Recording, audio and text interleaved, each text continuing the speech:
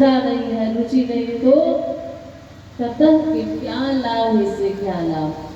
जैसे व्यंजन बनाकर रख दिया जाए डाइनिंग टेबल पर, बढ़िया डिनर सेट में सजा दिया जाए और भोजन करने बैठो तो उसमें किसी भी व्यंजन में नमक नहीं है तो सब फीका फीका लगता है। वैसे ही जीवन में गुरु धन नहीं, राम धन नहीं और ईश्वर के प्रति प्रीति नहीं, तो वैसे ही जीवन को फीका और कैसा बताया गया, जैसा गुरु बताया आदि गुरु शंकराचार्य ने लिखा है।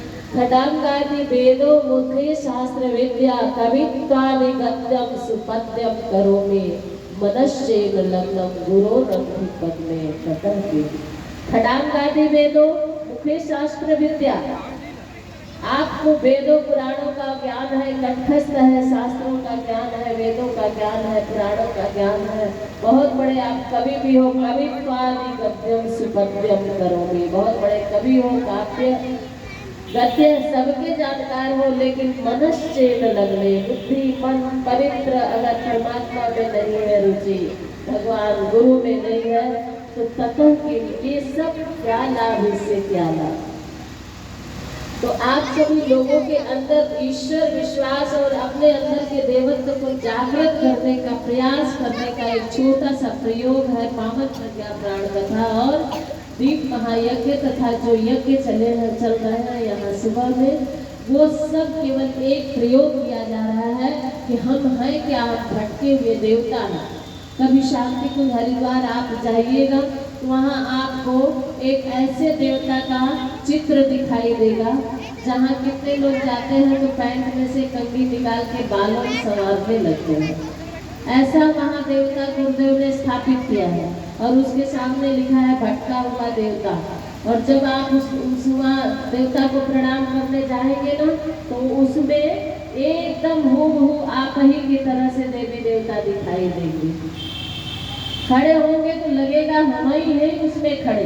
ये देवता का फोटो गुरुदेव ने बनाया, वहाँ चित्र बनाया, दिखाया है। क्यों? क्योंकि हम भी वही है भटके हुए देवता।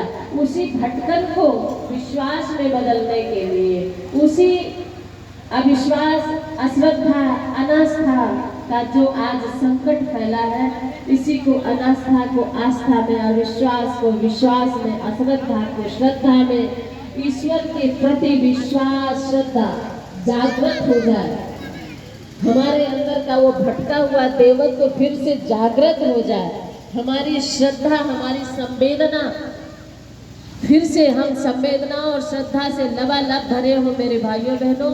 एक श्रद्धा ही ऐसी थी, विश्वास, ईश्वर विश्वास और श्रद्धा ऐसा जादू था जो मिट्टी के गिरधर को भी नाचने पर मजबूर कर दिया। श्रद्धा और विश्वास में ऐसा जादू, ऐसा चमत्कार था जो एकलव्य को गुरु द्रोणाचार्य की मिट्टी की मूर्ति बना करके धनुर्विद्या सिखाने में पारंगत कर देती है। वो किसका चमत्कार था? वो मूर्ति का चमत्कार नहीं, वो चमत्कार था श्रद्धा और विश्वास का। इसमें मेरे गुरुदेव हैं और मुझे धनुर्विद्या सिखाएंगे, और वो धनुर्विद्या सिखाए जो अर्जुन को उन्होंने प्रत्यक्ष सिखाया, लेकिन उससे भी आगे धनुर्विद्या उनको प्राप्त हुई। क्यों? क्योंकि हमारे अंदर की श्रद्धा, हमारे अंदर की विश्वास ही हमारे भगवान को मजबूत बनाता था। हमारे अंदर का विश्वास, हमारे प्रहलाद का विश्वास ही था, उनकी श्रद्धा, उनका अडिग विश्वास था जो खंबे में से भगवान को पैदा कर देने का चमत्कार किया। तो खंबे में भगवान नहीं, भगवान तो उनकी प्रहलाद के विश्वास और श्रद्धा में है।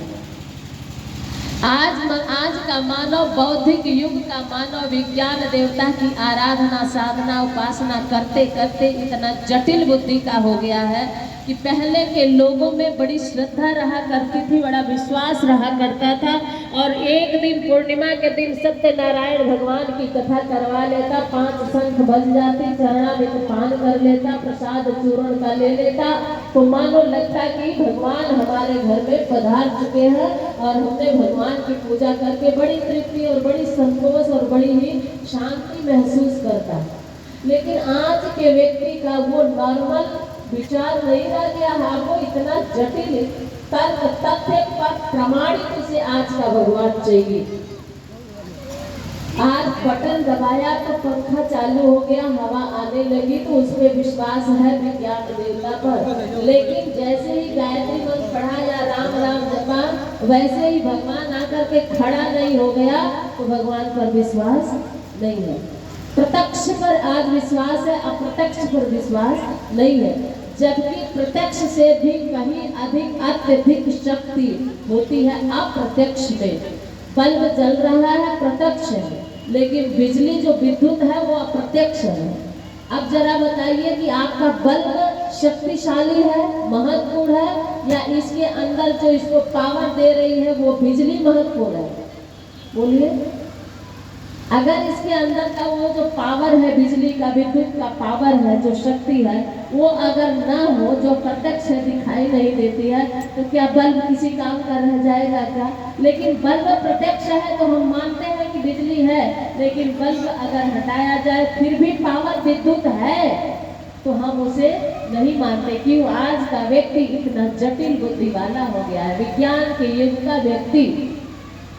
तो आज भगवान को तर्क तथ्य प्रमाण पर आधारित करना, परम पूज्य गुरुदेव ने इसे तर्क तथ्य प्रमाण पर सभी को खरा उतारने के लिए, भगवान के प्रति आस्था विश्वास जागृत करने के लिए यज्ञ पिता गायत्री माता का, जो गृह गृह ग्रामे ग्रामे क्षेत्र क्षेत्र गायत्री मिशन के माध्यम से ये प्रचार, ये विस्तार किया जा रहा है। इसका मात्र एक ही उद्देश्य है, अनास्था के संकट को दूर करना, अपने अंदर की आस्था को जगाना, भटके हुए देवता को फिर से हम देवत्व की ओर बढ़े।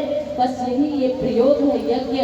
क्यों? क्योंकि यज्ञ और गायत्री मंत्र ये दोनों हमारे जीवन के लिए उस भटके हुए देवता को सही मार्ग पर चलाने का प्रयास यज्ञ से और गायत्री से होता है। सद्बुद्धि अर्थात सद्बुद्धि प्रदाता मंत्र है, इसलिए आज हमें सद्बुद्धि की आवश्यकता है। और क्या है? यज्ञ। यज्ञ को बताया गया है अयम यज्ञो विश्वस्य भुवनस्य नाभि। अथर्ववेद में बताया गया है यज्ञ को, अर्थात यज्ञ जैसे शिशु गर्भ में होता है, शिशु जब गर्भ में होता है तो उसको पोषण कहाँ से मिलता है? नाभि से मिलता है ना? नाभि से उसको पोषण मिलता है, और वो 9 महीने तक पोषित होता है उसी नाभि के माध्यम से। नाभि से अगर शिशु को हटा दिया जाए तो वो कुपोषण का शिकार हो जाएगा, उसका विकास नहीं होगा। ठीक उसी प्रकार से वनस्य नाभि, पूरे विश्व की नाभि यज्ञ को बताया गया। उस युग के याज्ञवल्क्य ने यज्ञ पर रिसर्च किया, पीएचडी किया, तो उन्होंने पहले के हमारे ऋषियों की प्रयोगशाला हुआ करती थी यज्ञशाला, वो यज्ञशाला में प्रयोग करते थे। ऋषि मतलब रिसर्च करना, खोज करना, सर्च करना, समस्याओं का समाधान ढूंढना।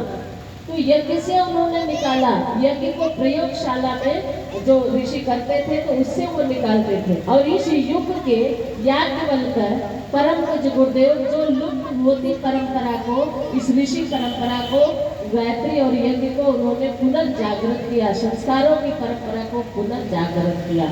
इन सब का प्रयास मात्र एक ही उद्देश्य रहा है कि मनुष्य के अंदर को देवत्व को जागृत करना, आस्था को जागृत करना।